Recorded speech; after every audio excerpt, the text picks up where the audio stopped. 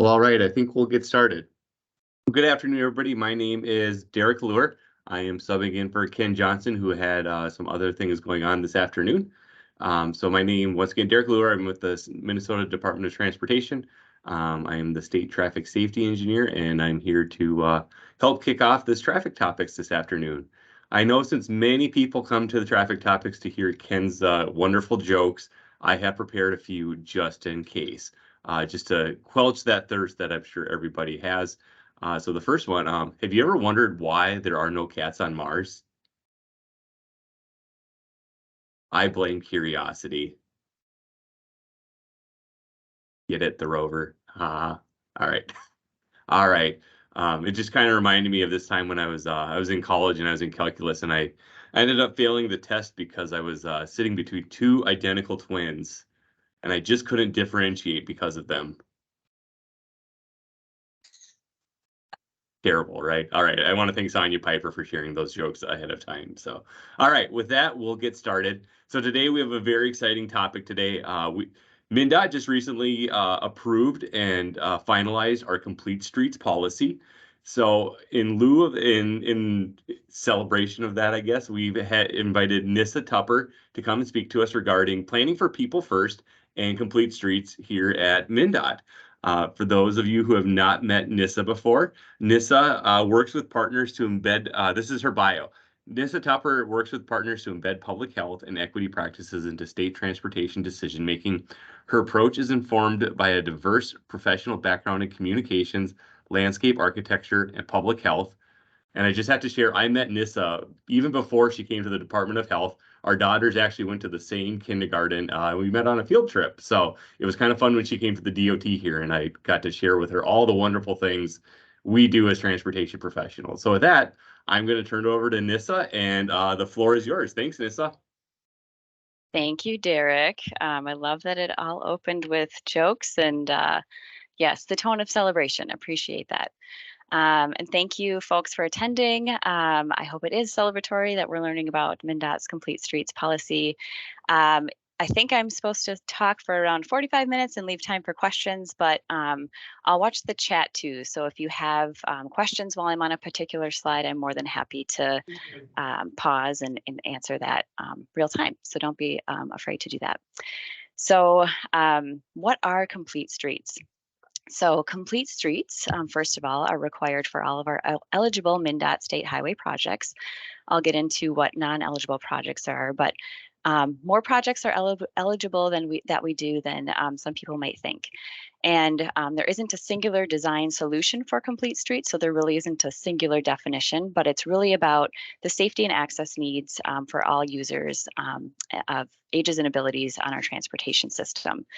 This does mean applying a multimodal approach, considering the needs of people, not only those who are driving, but also people that are walking, biking, taking transit, driving commercial vehicles, emergency vehicles.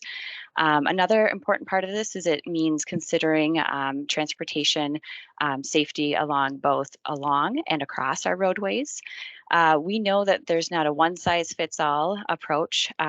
It's really about being flexible when we're thinking about safety and meeting multimodal needs. It's important to recognize that a complete street will look different in different contexts, from urban, suburban, and rural settings. So in some cases, it might mean adding sidewalks or medians to help people who are walking cross more safely. Sometimes it might mean narrowing vehicle lanes or changing parking configurations. And throughout, I've sprinkled in some pictures of some of our Complete Streets projects to give you an idea of what some of these look like. So Derek mentioned we have a policy. So we've had a policy since 2013. We were one of the first state DOTs to establish a complete streets policy. It was in response to complying with a new Minnesota statute at the time that directed us to follow a complete streets approach in all phases of our planning, project development, operations, and maintenance activities. So in 2016, we revised that policy just to consolidate some relevant guidance. At that time, we established a reporting process and requirements for our agency staff and made some changes to clarify exceptions. So I currently sit in the Office of Sustainability and Public Health. And when I came on board a little over 3.5 years ago, one of my responsibilities for the agency was to take a look at our Complete Streets policy and implementation of that and identify how we could better support that, because this policy was signaled to us as an important public health lever when we think about how transportation and MnDOT can support the health of communities. So we did an evaluation of the policy, and really important for us to continue this commitment to complete streets, because it does not only keep us in compliance with that statute, but it really operationalizes our mission, our vision, and our statewide planning efforts. So we went through an evaluation and updated the policy along with implementation tools and performance measures in 2022. The new policy took effect in October. And since then, we've been hosting trainings and doing outreach and education opportunities like this to help make sure folks know what's expected and what kind of resources are available. So the other part about Complete Streets supporting our mission and approach at DOT is that it's really about advancing a safe multimodal system.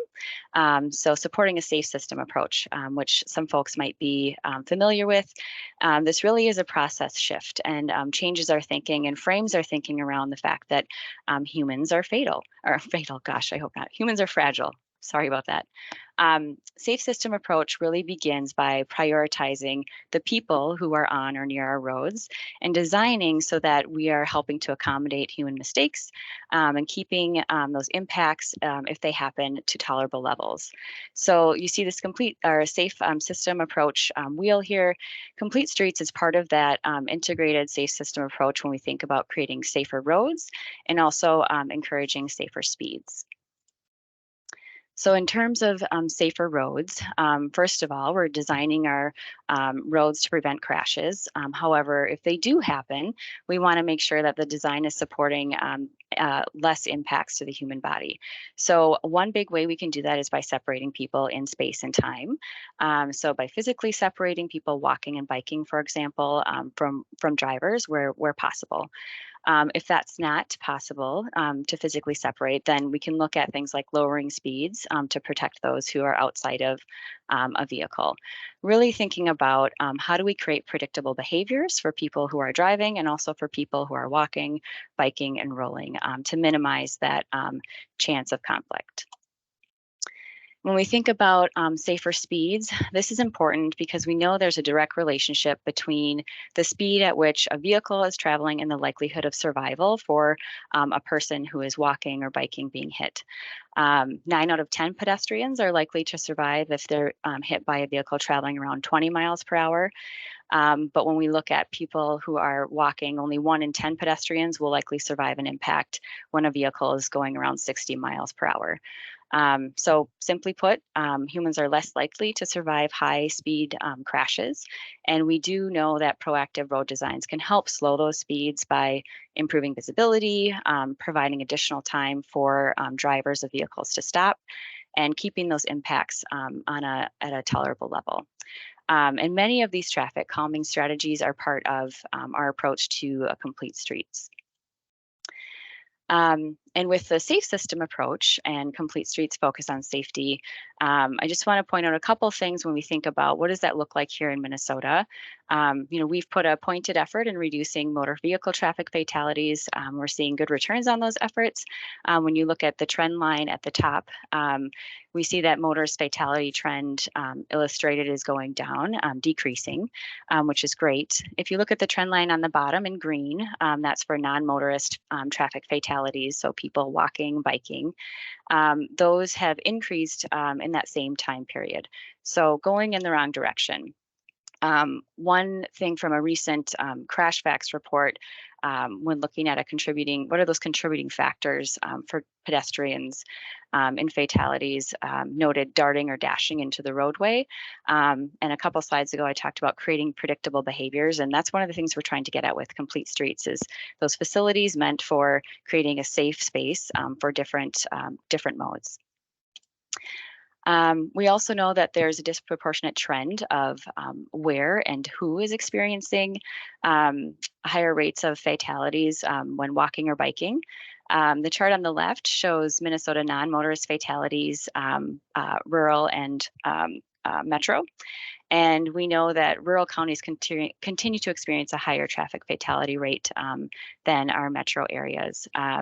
Specific to bicycling safety, some of the surveys that MnDOT have put out have identified that folks feel like there's not enough dedicated bike lanes or lack of shoulder as top safety issues. Road maintenance was another concern for metro residents. And in terms of when we asked about safety for walking, both metro and greater Minnesota residents identified not enough sidewalks or trails. So getting at that dedicated facilities piece. And the graphic on the right, Minnesota non-motorist fatalities by race. We also know that communities of color have suffered as a result of our transit and transportation policies. That's a national narrative that's playing out here in Minnesota as well. Highlighted there in red, that's especially true for our Black and American Indian populations as compared to others when looking at percent of population, 2% of fatalities. So we have some work to do, but I'm encouraged by many of our efforts, including the Complete Streets piece. So we know this is important from a safety aspect. And so one of the key things with our policy update is grounding it in relative vulnerability, meaning relative vulnerability to injury or death when involved in a vehicle-related crash. So in our new guidance, we outline what this means by general user group. So you'll see the chart on the left there, people who are walking, biking, taking transit, driving a passenger vehicle, or driving freight. More relative vulnerability as you're at the top, decreasing as you go to the bottom. There's a lot of relative safety provided to drivers by vehicles. You think about seat belts, airbags, the speed that they're often going, and the mass of that vehicle, versus people who are walking and biking on our system, who may have a separated facility, but at best might have some paint and a helmet. So we're grounding our approach in that relative vulnerability piece because safety is priority. The second piece of our updated Complete Streets guidance is considering context. So thinking about the expected volume of users, the land use, the types of destinations that one would expect people to be traveling to in that area. We know that our approach needs to be sensitive to local context and flexible. Needs vary. One urban center can look very different from another urban center. So as a general starting point, these thumbnail images of context categories, there's 9 of them. They're in our facility design guide, as a way to operationalize those and get us really to articulate how our approach is being customized, if you will, based on safety and the unique context of land use that's really reflecting the people and the activities or functions that might be occurring near our highways. So we combined the relative vulnerability and the expected volume by context, and that gave us baseline hierarchies as a starting point. So there's 2 here. We have a Complete Streets handbook that has all 9 of these spelled out along with a lot more implementation information. I say starting point because this is really meant to be a place for project staff to start at planning, take a look at, what are the existing plans, what are the future plans in the area, talk with stakeholders, what are their needs, what are the unmet needs, and then calibrate this based on the unique characteristics of that place. The baseline hierarchy does a couple of things. One, it assigns value based on high, medium, or low. So for example, high rating would mean that that user group merits a higher level of consideration given their relative vulnerability and expected volume. The other thing that this does is really as a way to facilitate intentional decision making and document that. So this is part of a new reporting process for our agency where staff are documenting what, if any, changes they're making to the recommended baseline based on context, so that we can carry that throughout the project, use it as a tool to communicate with locals, communicate and set expectations amongst our team about why we're making certain decisions, and be clear about those things. And I mentioned new reporting. Another thing that we're doing is tracking the types of improvements that we're making for our projects that are taking a complete streets approach. I mentioned a little bit earlier that sometimes it might mean adding a sidewalk or a median. A lot of these are proven safety countermeasures from federal highways, meaning they're proven to reduce roadway fatalities and serious injuries. We want to track when we're using these and communicate the importance of them. All of these measures are important, and they can be used in different road types and in different communities from rural to high volume freeways. The ones with asterisks are ones that MnDOT we've added as improvements outside of the proven safety countermeasures that can support more friendly human scale walking environments. So we think about things like landscaping and also support multimodal use like transit users who are often also walking or biking.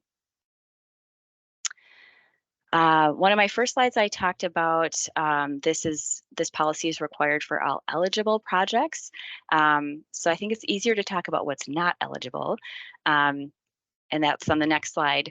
But we do think that we do know that this is important for all types of our projects. So if we think about pavement preservation to reconstruction, there's opportunity to apply complete streets in those different types of projects and also in all phases of our projects from planning to maintenance. This applies to our MnDOT employees and also our partners who are working on trunk highway projects. So it's specific to our trunk highway system. We encourage and can support locals with public or with complete streets policies, but this policy is specific to MnDOT. So what's exempt? High level, if the project is not changing the structure or the layout of the road, or if it's not directly affecting transportation system users or the layout, then it's exempt. So things like emergency or routine maintenance, stormwater tunnels, roadside infrastructure projects, replacing signs, or installing energy infrastructure in the right of way. Those broad categories typically are exempt. But the overall big questions I ask folks is it changing the structure layout, or is it changing how transportation system users are interacting with our road? If your answer, excuse me, if your answer to those two questions is yes, then you need to go through the intentional complete streets process and document it. So there's a couple of projects I just wanted to highlight to show where and how Complete Streets is showing up in Minnesota. For this particular project in Alexandria that was done in 2014, we had some great pre and post safety data available. So I think this one tells a good story from the safety standpoint. The project, Trunk Highway 29, cost about $6 million. It was initially scoped as a mill and overlay, and ended up having design elements that were really reflective of a complete streets approach, including wider sidewalks, bump outs, benches, new crosswalks, narrowing travel lanes to 11 feet. Most notably, looking at the pre and post crash data, the project really contributed to reducing crashes and increasing safety. Pre-construction from 2009 to 2013, so that top chart there, the area saw an average of about 25 crashes per year, and that was reduced to about 17 per year in a comparable time frame post-construction. One of the most notable things is that reduction came while seeing an increase in traffic volume, if you look at that traffic volume data on the bottom. So that was a really great project. 1 second. I think all this bad air quality is getting to my throat. Okay, so other project I wanted to highlight, a little bit different. In our District 6 in Lake City, this was completed in 2020. The planning study for this project recommended a 4 to 3 lane conversion. Sometimes we call those road diets or roadway reallocations, really to increase safety by better managing traffic speeds, making it more uniform and consistent through the downtown lakefront corridor, and to lessen ongoing maintenance costs. So this reallocation of space allowed for a 5-foot sidewalk on the lakefront side to be expanded to a 10-foot shared use path. They see a lot of activity on the lakefront, especially in the summer. And opposite the road on the right there was a 3,300 feet of 7-foot sidewalk that was added to complete gaps and improve that pedestrian connectivity parallel to the lakefront. One of the unique things on this project that we're also seeing in other cities now is maintenance can be a challenge, especially in the winter on our Complete Streets projects in smaller towns where the city assumes the maintenance responsibilities for clearing those facilities in the winter. The city purchased a skid steer with a broom attachment to remove the snow from the trail in the winter. And knowing that, then the thickness of the trail was increased to allow for that heavier use of maintenance equipment. So I think that one's just a really good example of addressing somewhat of a common challenge we see in making these facilities a reality for the people who want to be there. I wanted to show this slide just to reinforce that we have a lot of Complete Streets partners across the state. So Smart Growth America does a really great job of tracking Complete Streets policies across the nation. So they have an interactive database that I pulled this information from. As of May 2023, there are 45 cities, counties, or planning organizations that either have a Complete Streets resolution, policy, or design manual, which, those are intuitive local partners for us. I did say local partners aren't required by our policy to adopt a Complete Streets resolution or statute, but we are here as a technical resource if needed, and also offer support through the Minnesota Green Step Cities program to help support the advancement of complete streets across Minnesota. So our next steps for MnDOT, now that we have the updated policy and the resources, is to, like I mentioned, communicate about those resources. We have some new case studies coming towards the end of this summer to showcase additional projects across the state that have applied to Complete Streets and are providing those benefits for their communities. We're focused on education. We held some trainings internally last year, and we'll be scoping some external trainings coming up probably early 2024. So keep your eyes open for that if that's of interest. And really looking at how do we better integrate this approach into our project process from planning to maintenance. So taking a look at all those opportunities to make this really the default approach in how we do our projects. So I'm going to pause here and put a plug in for our website. You can just search MnDOT Complete Streets or go to the URL there. At the bottom, we have a Gov delivery. The latest one actually went out today, but if you sign up on the bottom part of the screen, when you get to the website, you can receive those newsletter updates. I'll send them about every other month. So I'll pause here to see if there's questions before I move on to the next part, which is showcasing findings from a research study. So any questions so far?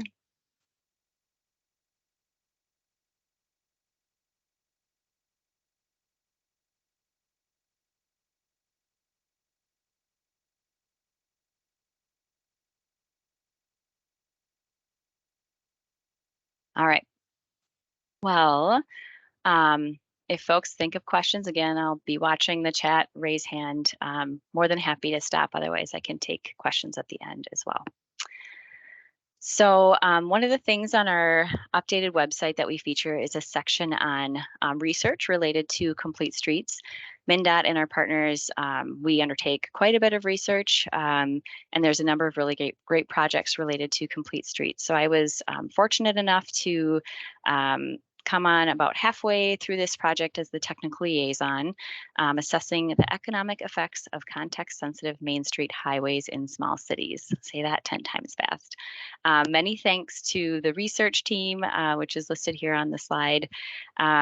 These are some of the slides that we've jointly presented at some other venues. So I wanted to take this opportunity to share. We've looked at safety, multimodal, and another benefit of complete streets, especially in small towns, is supporting the local economy. So I'll share a little bit about this research study, which looked at the reconstruction, or how the reconstruction of Main Street highways, particular to small Minnesota cities, matters for economic vitality. So researchers used a multi-method design that involved case studies of 9 cities, and then a statistical analysis of the economic outcomes in small cities across Minnesota to really try to understand what is the effect of highway reconstructions that take a complete streets approach on the local economy. So just as a preview of the findings, the data did provide some evidence of a positive impact of complete streets, and particularly for businesses that are located on or adjacent to the highway. So why focus on small cities in Minnesota? They're a huge opportunity for complete streets. Trunk highways through small cities are important because while trunk highways commonly carry high-speed regional traffic, they also serve as typically commercial main streets in many small cities across Minnesota. And in that case, the highways have a dual purpose of serving both regional and local travelers. So, you're bringing in non-local customers to businesses, but also you could be creating disruptive pass-through traffic. So complete streets improvements might have some unique impacts on these communities because of the potential interaction, but previous research has shown little evidence about the impacts of complete streets in small cities. So we wanted to understand a bit more about that. So the first part of the research was conducting statistical analysis, analyzing the relationship between complete streets reconstruction projects and the local economy activity by comparing trends in the gross sales and the number of businesses in cities with those reconstructions. Comparing them against trends of similar cities that did not have complete streets reconstruct projects. So the analysis found that small cities in Minnesota with populations between 10,000 and 20,000, those are class 3, and cities with populations of 10,000 and less, those are class 4, as having a positive and significant effect on property taxes. And the impact of complete streets on gross sales and number of firms or businesses, that wasn't found to be quite significant. So the second part of the research study was a case study analysis. We selected 9 cities of less than 20,000 from a number of projects that were suggested by the technical advisory panel and other staff. So the 9 cities are listed there on the slide. Researchers conducted over 100 interviews, so it was pretty extensive, with different stakeholders, including city staff, business owners, managers, MnDOT project managers, and also looked at documentation, including whatever project materials were available from MnDOT and the city, project maps, local newspaper articles, and other reports. And the intent of this was really to shed more light on what were those mechanisms that could help shape the economic impacts of complete streets in small cities, and what can we learn from those as we move forward with complete streets in Minnesota.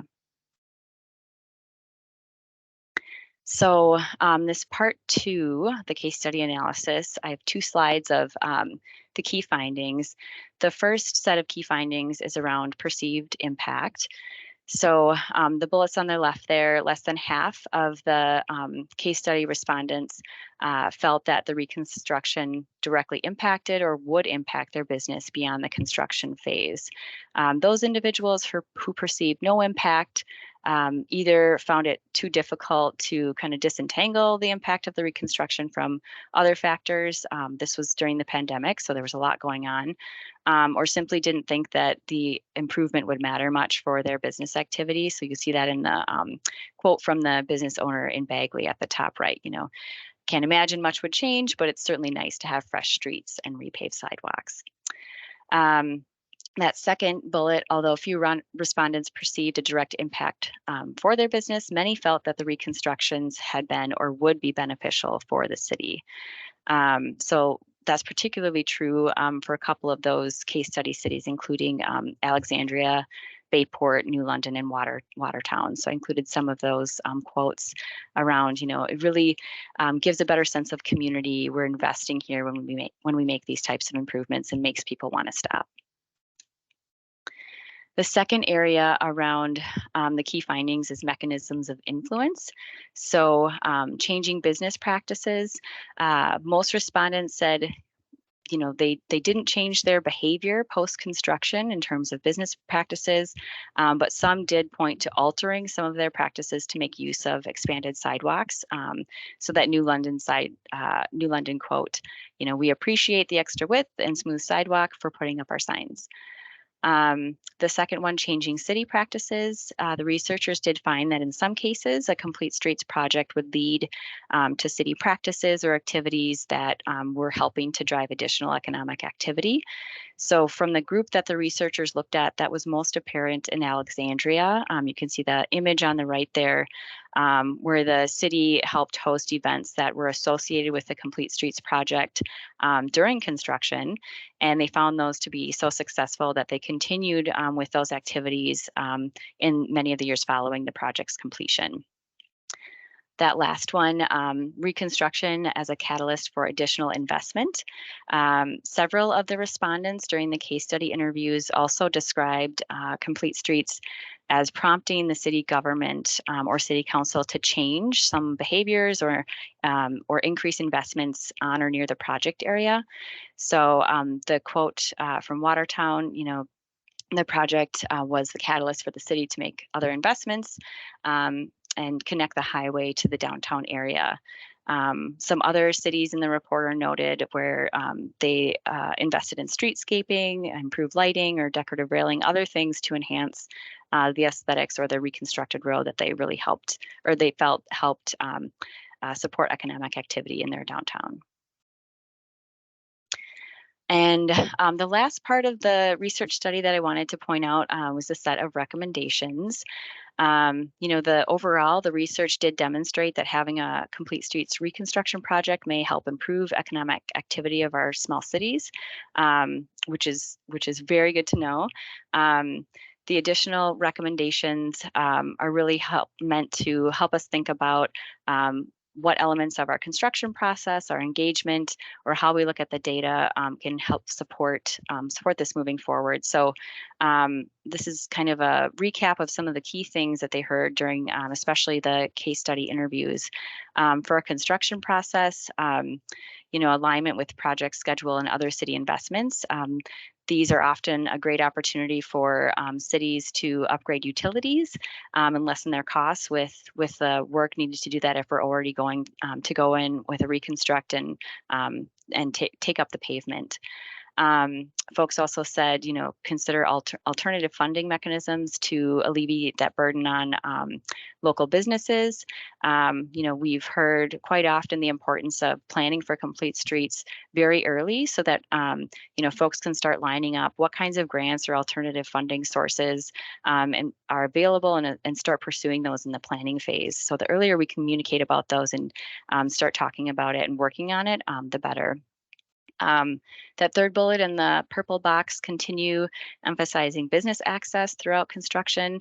Many respondents talked about the importance of things like phasing and especially the early and often collaboration with business owners. A couple of the projects had really great examples of how they would set up frequent meetings with business owners and have, they were on site, often talking about, what's coming, changes for access, things like that, so people could plan and communicate. And that leads into the last one there, continuing coordination of construction schedules with locals, thinking about, what are the big events happening in that town? Quite often, tourism in smaller towns is a particular asset for their local economy. So making sure that our projects are avoiding those times. And that middle one, engagement, really about that clear and consistent communication throughout the project, throughout all those phases. There were a couple of really great examples in the case studies about, either activating local business networks to distribute project information. There's an example in St. James where MnDOT staff created a guide for business owners with tips for business planning and logistics and just different ways to stay updated. So just trying to think outside the box and go to where people are and get them the information they need. And then throughout the process, the team came up with a couple recommendations for us to consider when we think about our data, revising processes for our data entry. So we're improving the quality of that information, which we have in progress. I'm happy to say with our update, we have a new reporting system, and we'll be following up on that with performance measures. And that gets to the second piece, developing project-specific evaluation plans for all projects, which I think is a really great recommendation. So that wraps up an overview of Complete Streets and the Complete Streets research project looking at economic impact on small cities. I will pause here and see what kinds of questions there are, and happy to take them either in chat or if you raise your hand.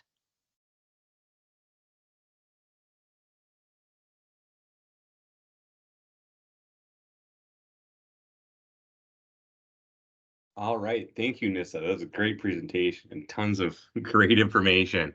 Does anybody have any questions for Nissa, either in the chat pod or go ahead and raise your hand if you have anything specific to ask?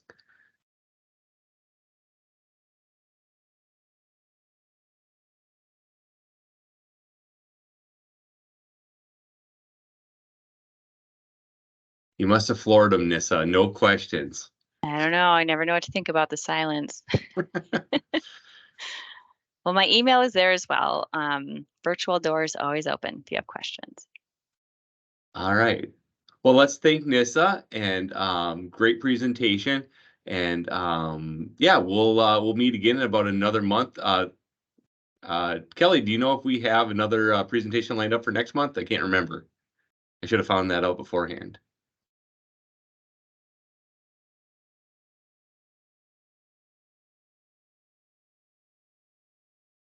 Trying to unmute. Yes, we do have one lined up, and I can't remember offhand who it is. Let me just check really quick.